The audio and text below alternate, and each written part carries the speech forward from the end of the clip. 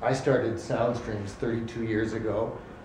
It was kind of an accident, like all the good things in life, but to go back before 32 years, trained as an oboist. I grew up, well, Peterborough, not the biggest, not the smallest, and started to play the oboe in high school, but there wasn't anybody sort of, there weren't too many people in Peterborough who, let alone play the oboe, could teach. So I was fortunate enough that my family was able to send me into Toronto for lessons. And way back then, there used to be something called the CBC Symphony, which eventually was amalgamated with the Toronto Symphony. But when I was studying as a kid, my teacher played principal oboe in the CBC Symphony. And I used to come in every couple of weeks on a bus to take some lessons. Anyway, eventually I went to university and I continued to study with that same teacher, and eventually he asked me if I would come in and play. By then it was amalgamated, the CBC Symphony, Toronto Symphony, asked me if I'd come in and play extra oboe in this big piece called the Symphony of Songs. Now I had to join the union, and a lot of things had to happen. I had to learn the part, had to figure out where to go and all that. And I never thought to ask who was conducting. This was in Massey Hall, by the way, and we're talking the late 60s. And I got to the first rehearsal and I looked up, and it was Igor Stravinsky. This is a true story. It was Stravinsky, and he was really frail by then. He was quite old and so on, but he had eyes like Picasso. If you've ever seen his pictures, just burning, burning eyes. And this connection between a performer and, of course, audience and a creator was something that sort of stayed with me forever. Just the chemistry that was created by having a person who actually written the music there.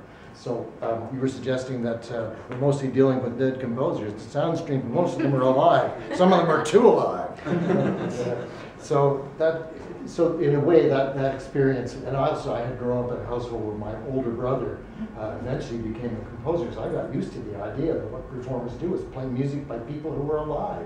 You know, we forgive the dead ones, but a lot of them are alive. They're wandering around among us. So eventually, in 1982, so I'd had that experience with Stravinsky. In 1982 was the 100th year of Stravinsky's birthday.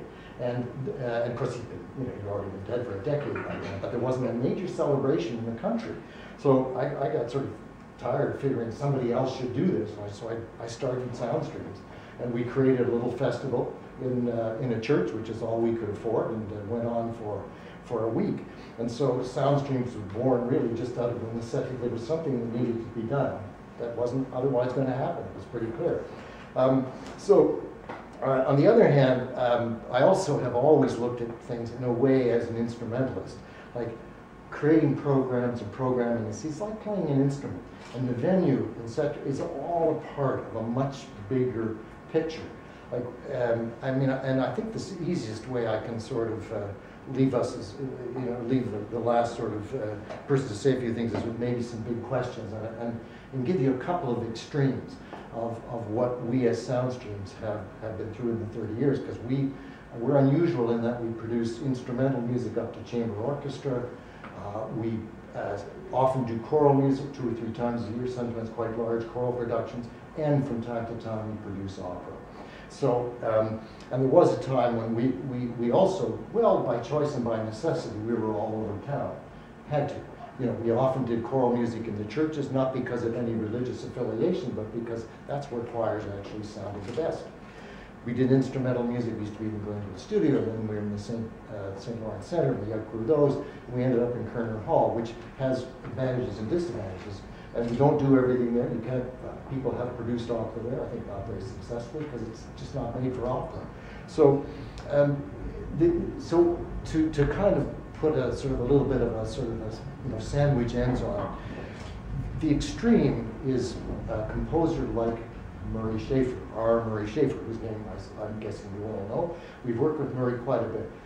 There was a time, and it's probably still true, when Murray couldn't write a piece if he wasn't writing for a specific place. And I can give you an example of that. We'd already done some collaborations with him, but in 2005, I invited him to meet me. And I don't know if some of you know the quadrangle at University College, that very medieval number. If you haven't ever visited, do. It's really fun. It's got the cloisters on one side, there's a more modern structure on the other, but it's a really magical space. And I was an undergraduate at University College, and I just remember how magical that place was. And I always thought it's going to be an inspiration for something. So I asked Murray to meet me there, and I didn't have an idea of what we'd do, because I said, I think we should do a choral opera, because we've been doing choral music for quite a while. About 6 weeks later, a synopsis arrived from Murray. You know, Murray doesn't use email. He mails you things. I arrived in the mail an idea to do an opera around the Children's Crusade.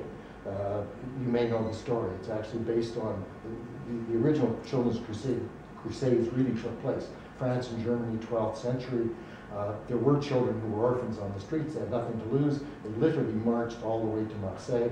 They thought they were going to walk across the Mediterranean because they thought the earth was flat, among other things. Anyway, they were taken into slavery, sold off to Africa and all other places. Most of them died trying to get back where they come from. Terrible story, but underneath it all, the eternal hope that we have, that we could make a better life.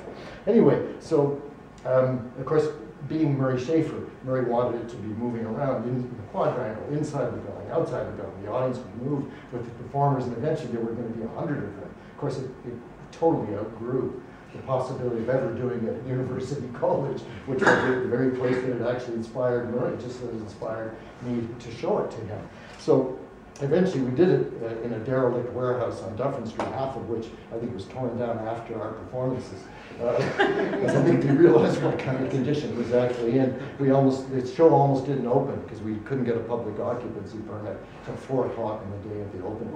And we did it in partnership with Luminato. This was in 2009. It was the opening production of Luminato.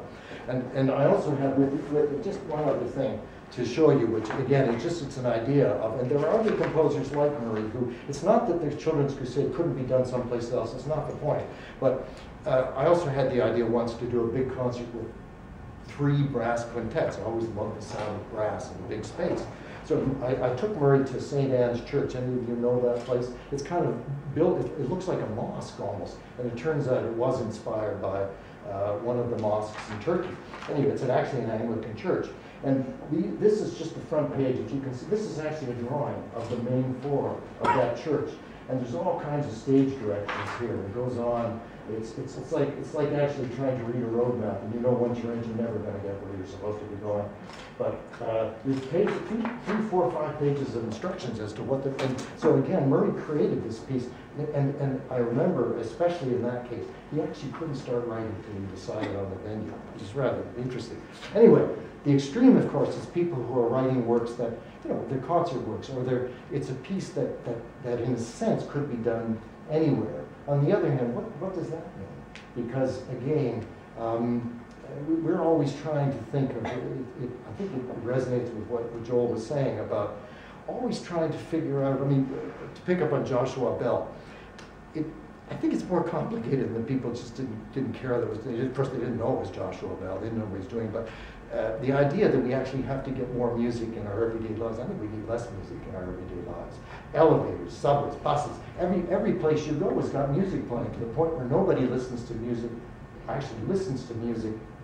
Well, you do, those who are here, but many people don't literally hear music anymore because it's so omnipresent, it's everywhere. So we work really hard at Soundstreams to try to figure out, no matter where it is, whether it's a Trinity St. Paul's or Cherney Hall, or some kind of a venue, or a derelict warehouse. We struggle really hard to figure out how can we touch an audience in the sense of taking those people out of their ordinary lives. Most people are tired. They've had a hard day. They've had this. They've had that, and they're getting there. And something has to happen. Some kind of magic has to take them out of their daily lives. And I think we feel it's our responsibility to think of what are those things that might do it. It can happen at the Four Seasons. It can happen, in a courtyard. It can happen in so many places. But I think every case is different. And I think this is true whether the composers are dead or alive. I think we've also come to accept a lot of the conventions of Western art music that maybe they meant something, a few hundred years ago.